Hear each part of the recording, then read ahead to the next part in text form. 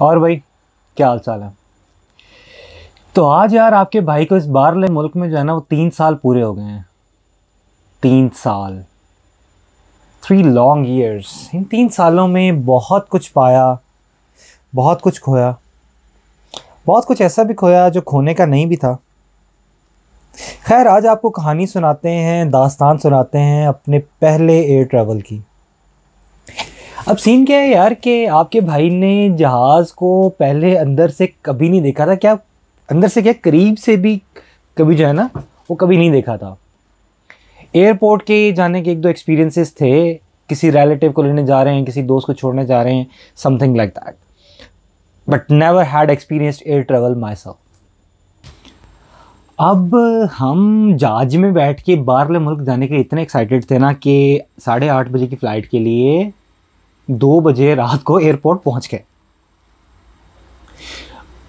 अच्छा, अब some of you might can relate कि जब आप अपने घर वालों को या अपने साथ आए हुए को सी ऑफ करके ट्रॉली पकड़ के जा रहे होते हो ना, you feel like you are going on a war. जब आप पहली दफ़ा आ रहे होते हो, you feel like everyone is staring at you.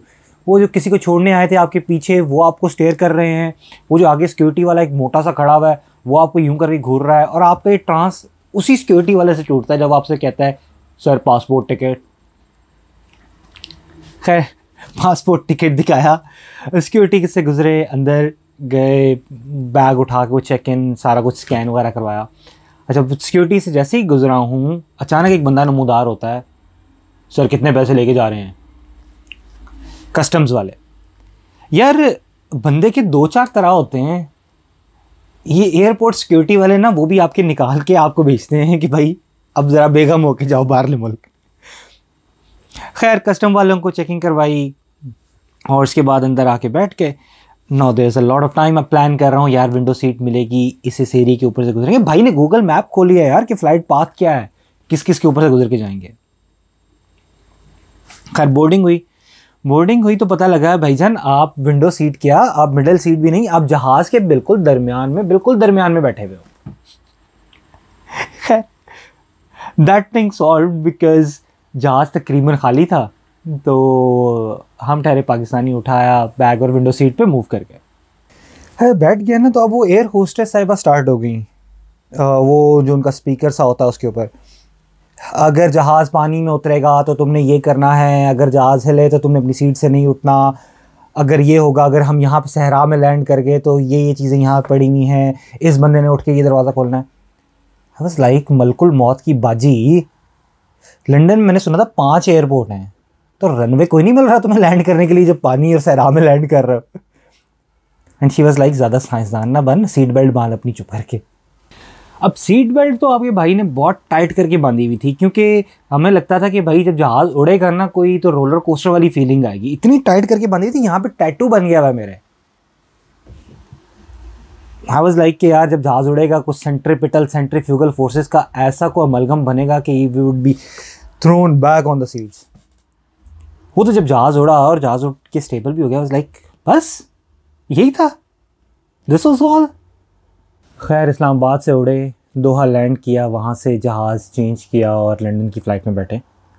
अब सीन ये है यार कि इस्लामाबाद से दोहा तक फ़्लाइट है 2 घंटे की, और वो सारा कुछ बहुत तेज़ी से होता है। Like you don't get the time to think. Passport check करा दो, टिकट ले लो, बोर्डिंग पास लो, सामान चेक इन करवाओ, बोर्डिंग करो, फिर वो एयर होस्टेस अलग अम्मा बनी हुई होती है, ये पकड़िए पी ले, ये पकड़िए खा ले, बर्तन दे दे, ब्लैंकेट वापस कर दे, हेडफोन ले ले। You don't get the time to think. लेकिन उसके बाद जब आप लंदन की फ़्लाइट में बैठते हो, वो 8 घंटे की फ़्लाइट है यार, और वो अफ्रीका के ऊपर से गुजरते हुए, ना नेटवर्क, ना कोई आपका इंटरनेट चल रहा है, ना कोई अच्छी मूवीज़ पड़ी हुई होती हैं कतर एयरबेस के पास। तो you start to get thinking कि यार आपने लाइफ डिसीजंस पे सोचने लग जाते हो कि भाई मैं उस मुल्क में जा रहा हूँ जहाँ के बाथरूमों में लोटा भी नहीं होता है। आई वॉज थिंकिंग टू, वहाँ पे ना वो जहाज़ से नीचे देखते हुए आप सोचते हो, आपको डिस्टेंस का अंदाज़ा होता है। आप सोचते हो कि यार जो पहले ट्रैवल किया था वो तो फजूल ही किया था, असल ट्रैवल तो अब आप कर रहे हो। होम सिकनेस आपको फील होना शुरू होती है कि यार रिश्तेदार, दोस्त, अपने सब तो आप पीछे छोड़ा है। You start feeling that pinch in your heart, क्या यार मैं ठीक कर रहा हूँ? मैं इतनी दूर जा तो रहा हूँ, would that decision be right और रॉन्ग? यार वहाँ पे जाकर तो खाना भी खुद ही बनाना पड़ेगा, यार कपड़े भी खुद ही धोने पड़ेंगे। So you start thinking things like this. खैर वही नीचे देखते देखते ना आपको होम सिकनेस कोई ऐसी हिट करती है कि अभी आप पहुँचे नहीं हो, अभी आप लैंड नहीं किए और आप वापसी के प्लान बनाना शुरू कर देते हो। अच्छा अक्टूबर में जा रहा हूँ, नवंबर दिसंबर में क्रिसमस की छुट्टियाँ होंगी, दिसंबर में वापस आएंगे पाकिस्तान छुट्टी मनाने। यार ये प्लान्स आपके ज़रा दिल की आवाज़ होते हैं और आप भी उसको थोड़ी सी हवा देते रहते हैं क्योंकि यू आर फीलिंग होम सिक, वरना आपको ही पता होता है कि इसका रियलिटी से कोई ख़ास ताल्लुक़ नहीं है।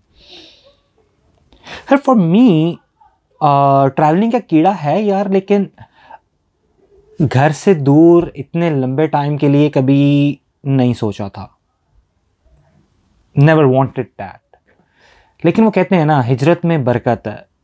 इन 3 सालों में अगर कुछ खोया तो बहुत कुछ पाया, बहुत कुछ सीखा, बहुत सारे ख्वाबों को अचीव करने की रास्ते हमवार होते हैं।